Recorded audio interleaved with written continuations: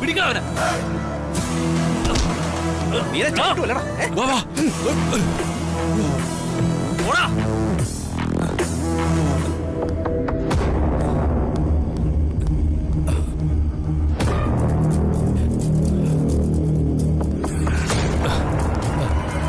എന്താ അത്? എന്താ പിന്നെ പ്രശ്നം? രണ്ടുപേരും മതിലടി അകത്ത് കടന്നു. എന്നിട്ട് അകത്തോട്ട് കയറാനുള്ള പ്ലാനായിരുന്നു.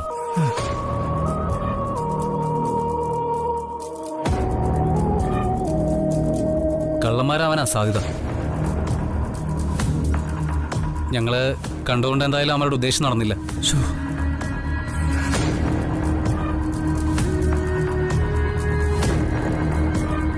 കല്യാണ വീടല്ലേ, പണവും സ്വർണവും മോഷ്ടിക്കാൻ വന്നവരായിരിക്കും. അയ്യോ അയ്യോ, എന്റെ പണം! അയ്യോ, അതവിടെ തന്നെ കാണണേ. എന്തൊക്കെ കുഴപ്പങ്ങളാ ഈശ്വര. മോളെ വന്ദനെ, ഏതായാലും സ്വർണ്ണമൊക്കെ എടുത്ത് സൂക്ഷിച്ചു വെക്കേ. നല്ല ശ്രദ്ധ വേണം. നാട് മുഴുവൻ വരുത്തന്മാരാണല്ലോ. ശരി അച്ഛാ.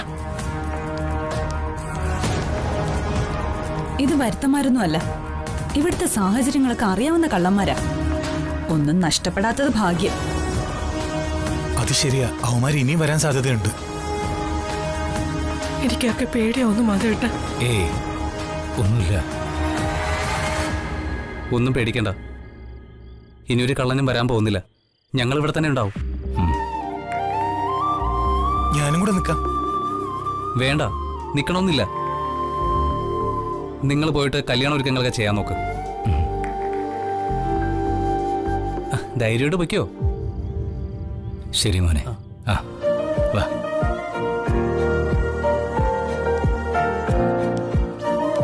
ശ്യാമേ, സൂക്ഷിക്കണം.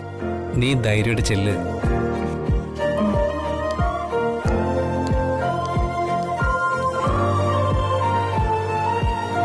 അപ്പോ നാളെ രാവിലെ വരെ നമ്മൾ ഉറങ്ങാതെ ഇവിടെ കാവൽ. സാരമില്ല, ഒന്നുമില്ലെങ്കിലും ഭാവിയിലെ അമ്മായിച്ചനും അമ്മായിയമ്മയ്ക്കും മരുമം കൊടുത്ത് ഉറപ്പല്ലേ.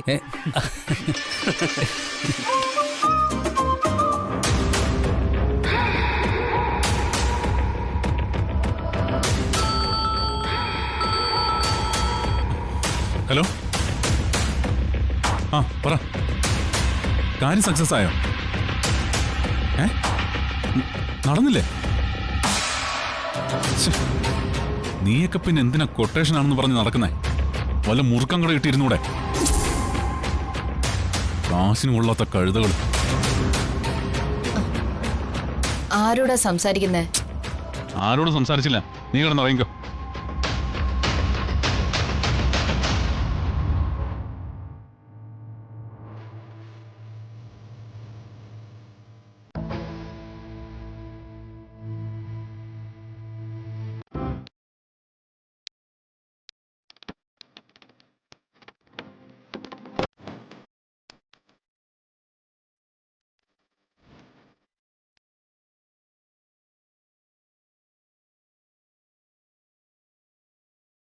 നിങ്ങളിവിടെ നിൽക്ക്, ഞാൻ സാറിനോട് ചോദിച്ചിട്ട് വരാം.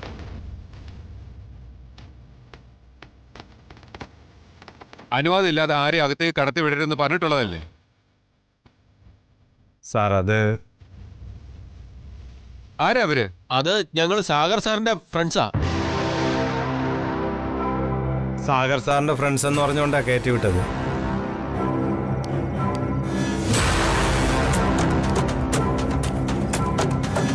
അളിയ, അവരൊക്കെ എന്റെ ഫ്രണ്ട്സാ. അളിയന്റെ കല്യാണം കൂടെ വന്നതാ.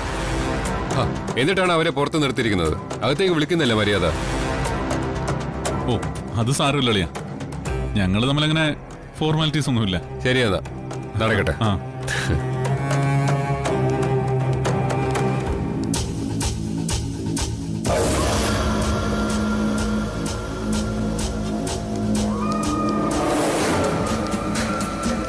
എടാ നീയൊക്കെ എനിക്ക് കൊട്ടേഷൻ തരാമെന്നാണോ? സാറ് മിണ്ടരുത്.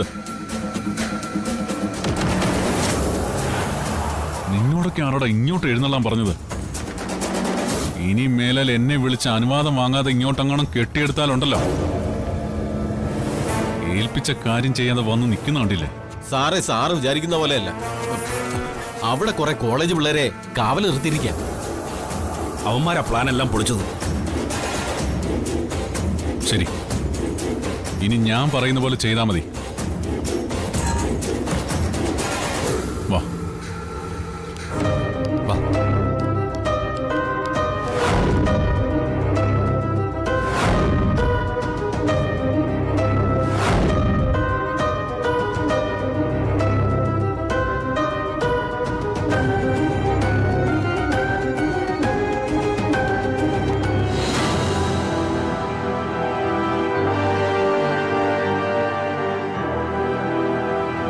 അവര് വീട്ടുജോലിക്ക് പോവല്ലേ? ഇപ്പൊ ഏത് വീട്ടിലാ ഉള്ളതെന്ന് ആർക്കറിയാം? അമ്മേ, എന്റെ അമ്മയെ കല്യാണം ക്ഷണിക്കാൻ ഞാൻ നാളെ വീട്ടിലേക്കൊന്ന് പോയിക്കോട്ടെ? ഒന്ന് നിർത്തുന്നുണ്ടോ? ഇവിടെ ഭ്രാന്തെടുത്ത് നിൽക്ക. അതിന്റെ ഇടയ്ക്ക് അവിടെ ഒരു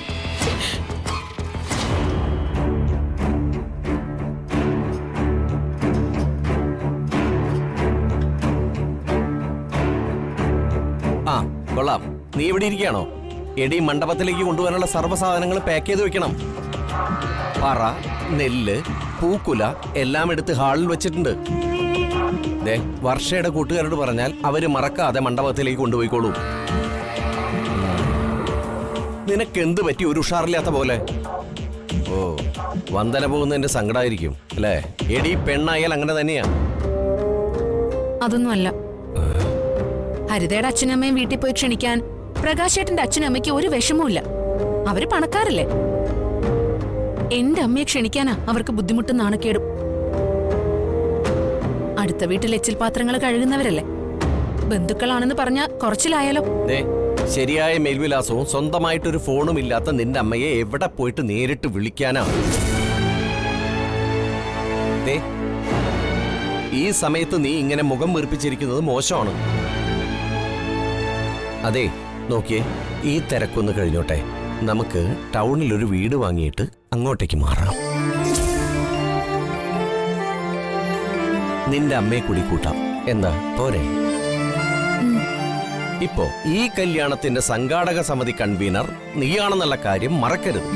ഓക്കെ? ഗുഡ്.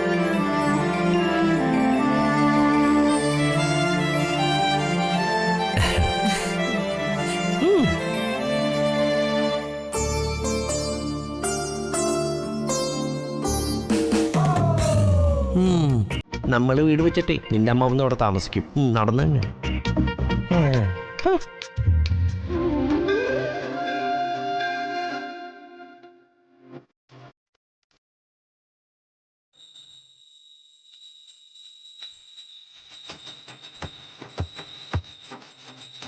അമ്മേ ഭഗവതി, കാത്തോളനെ ദേവി. ദേവിയെ വിളിച്ച് നന്നായി പ്രാർത്ഥിച്ചോളൂ. ലോട്ടറിയല്ലേ അടിക്കാൻ പോകുന്നത്? ലോട്ടറിയോ? ആ അതെ, കോടീശ്വരനായ രാജീവ് മേനോനല്ലേ കെട്ടാൻ പോകുന്നത്. MD ആയിട്ട് വിലസാൻ പോവല്ലേ? രാജീവ് മേനോന്റെ ഓഫീസിലെ എനിക്കൊരു ജോലി ശരിയാക്കി തരണേ.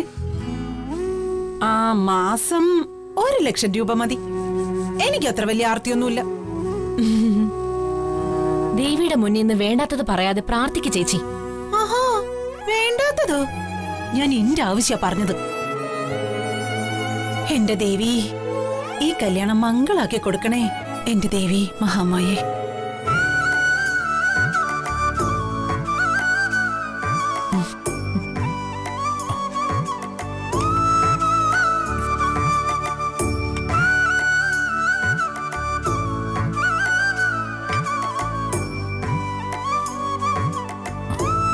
ദേവി പ്രാർത്ഥിച്ചോളൂ, എല്ലാം മംഗളമായി നടക്കും. പൂജ കഴിഞ്ഞ് ഞാനും മണ്ഡപത്തിലേക്ക് വരുന്നു. ശരി.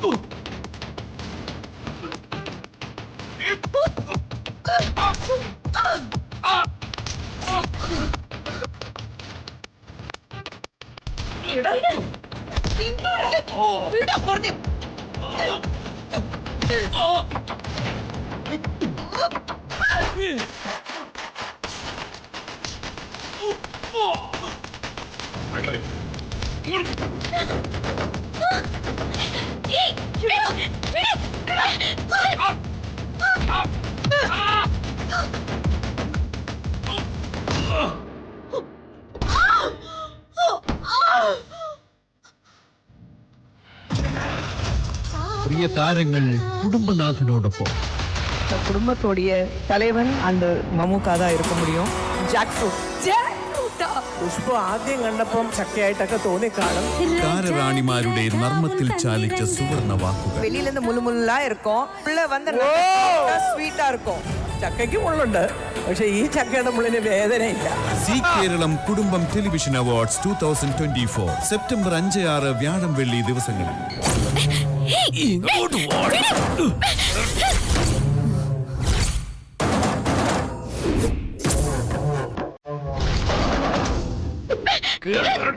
ചേച്ചി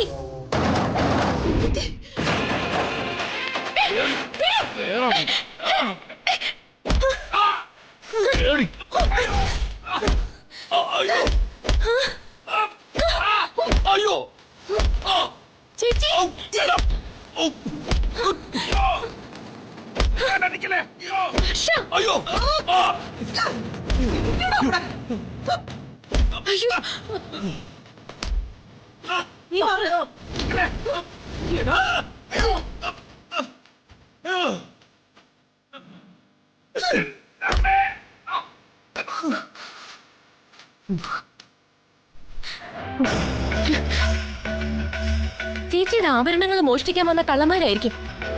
ഇന്നലെ വീട്ടിൽ വന്നതും ഇവന്മാര് തന്നെ ആയിരിക്കും. ഇനി ഇവന്മാര് വരാൻ സാധ്യതയുണ്ട്. ഓ പിന്നെ എന്റെ ഭർത്താവിനെ വരച്ച വരയിൽ നിർത്തുന്നവളാ ഈ വസന്ത.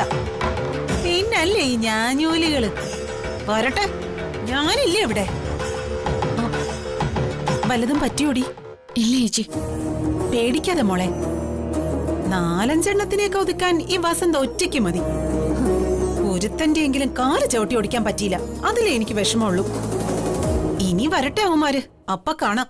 ആ പിന്നെ നീ MD ആയ എനിക്കൊരു ജോലി, 1 ലക്ഷം രൂപ ശമ്പളം, അത്രയും മതി.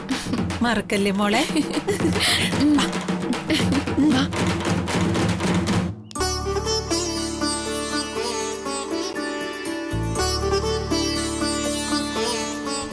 ഇത് കൊടുക്കുന്നുണ്ടല്ലോ, നേരിട് അകത്തോട്ടിരിക്കട്ടോ. കേറിയിരിക്കാവേ. ആ ചേട്ടാ, പ്രകാശ് ചേട്ടനകത്തോണ്ടേ. ശരി. അകത്തോട്ടിരിക്കട്ടോ. ആ എടാ രഞ്ജിത്തെ, നീ ഫാമിലി ഒന്നും കൊണ്ടുവന്നില്ലേ? അവർക്ക് വേറൊരു കല്യാണമുണ്ട്, അതും തൊട്ടടുത്ത വീട്ടില. ആ എല്ലാം നടക്കണ്ടേ. അല്ല ദേ മഴ പെയ്തു തുടങ്ങി, നീ അകത്തോട്ട് കയറി. ചേച്ചി അകത്തേക്ക് ഇരിക്കട്ടോ. അച്ഛനകത്തോണ്ട് കേട്ടോ. നമസ്കാരം. അങ്ങോട്ട് ഇരിക്കാം. ശ്രീദേവിയോ? സുധീർ സാർ വന്നില്ലേ? പ്രകാശ് അറിഞ്ഞില്ലേ? സാർ പാലക്കാട്ടേക്ക് ട്രാൻസ്ഫർ ആയി പോയി. അയ്യോ, അത് ഞാൻ അറിഞ്ഞില്ല. സാറുണ്ടായിരുന്നെങ്കിൽ തീർച്ചയായിട്ടും വന്നേനെ. ആ മോളെ സുഖല്ലേ? ശരി. നീ ഇവിടെ ഒന്ന് പഞ്ചാരടിക്ക. മോളിങ് വാ. മോള് അമ്മയുടെ അടുത്ത് പോയിരിക്കേ. ചെല്, ആ ഫോൺ ഇങ്ങോട്ട് താടാ. ഓടങ്ങട്. ഓ ആ ഹലോ, എവിടെ? ആ ഞാൻ അങ്ങോട്ട് വരാം.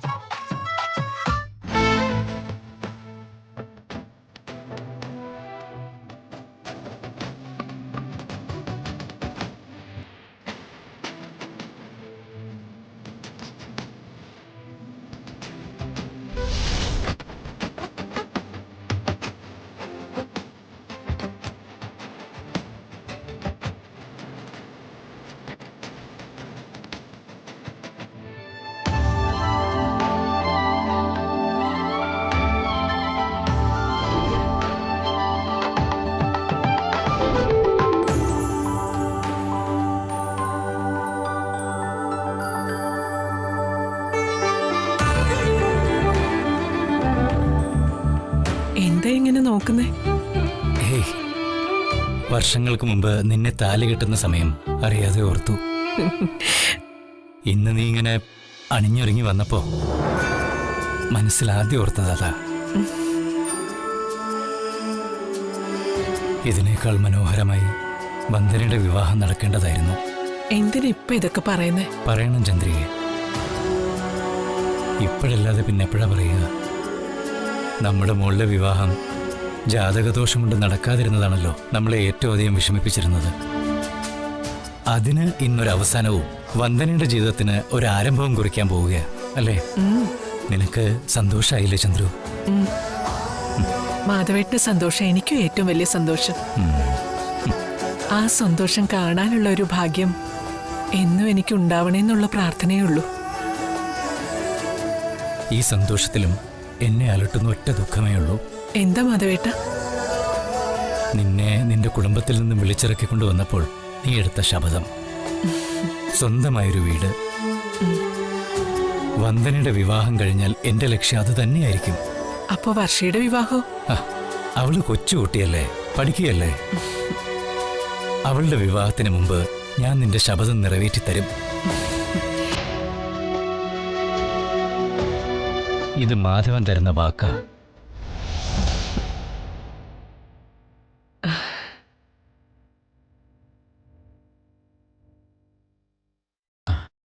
ചടങ്ങുകൾക്കുള്ള ഒരുക്കങ്ങൾ തുടങ്ങട്ടെ. അതിനെന്താ, തുടങ്ങിക്കോളൂ. ആ ആ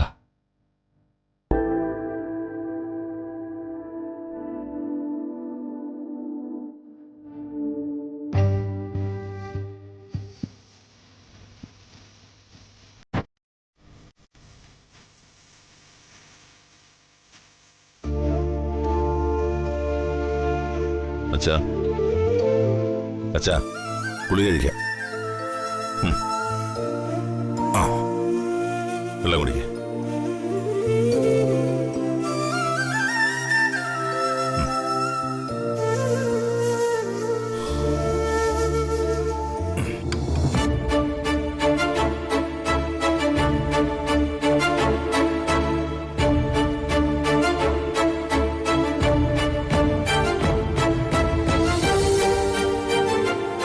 നീ എങ്ങോട്ടാ? അത് കല്യാണത്തിന്.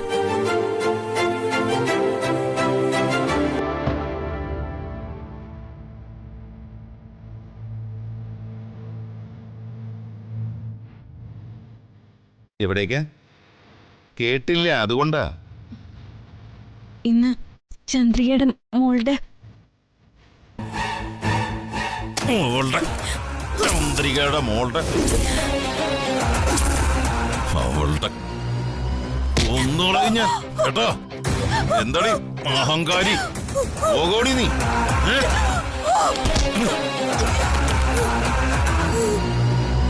ഞങ്ങളുമായിട്ടുള്ള എല്ലാ ബന്ധങ്ങളും അറുത്തുമുറിച്ച് പോയവളവള്. അറ്റുപോയ കണ്ണികളെ വിളക്കി ചേർക്കാൻ നിന്നെ ആരെയും ഏൽപ്പിച്ചിട്ടില്ല.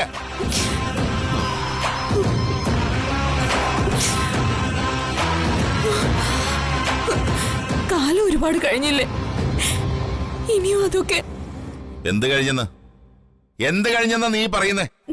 ദാ കണ്ടില്ലേ ആ മനുഷ്യൻ ജീവച്ഛവായിട്ട് അവിടെ കിടക്കുന്നത്. കണ്ണു തുറന്ന് നോക്കടി, എന്നിട്ട് പറ കഴിഞ്ഞോന്ന്. അത് വണ്ടി ഇടിച്ചിട്ടോ 10 നില ഫ്ലാറ്റിന്റെ മുകളിൽ നിന്ന് വീണിട്ടോ കിടക്കുന്നതല്ല. അവൾ ഒറ്റ ഒരുത്തി തളർത്തിയതാ ഈ മനുഷ്യനെ, എന്റെ അച്ഛന്. ഇനിയെങ്കിലും ഈ വാശിയും പകയൊക്കെ ഒന്ന് അവസാനിപ്പിച്ചൂടെ? ഇല്ല ഇല്ല ഇല്ല, എന്റെ സിരകളിലൊടുന്ന് ക്ഷത്രിയ രക്ത. ചന്ദ്രിക എല്ലാ മക്കളുടെയും കല്യാണക്കത്ത് അയച്ചത്. അതിനെന്താടി? ദയവ് ചെയ്ത് ഈ കല്യാണത്തിനെങ്കിലും എന്നെ പോവാൻ അനുവദിക്കണം. അങ്ങനെയെങ്കിലും ഈ നശിച്ച പകയും പിണക്കൊക്കെ ഒന്ന് അവസാനിക്കട്ടെ. ശരി, പോയിക്കോ. നിന്റെ ഇഷ്ടം അതാണെങ്കിൽ നടക്കട്ടെ. പക്ഷെ ഈ പോക്കുണ്ടല്ലോ, ഒരു പോക്കായിരിക്കണം.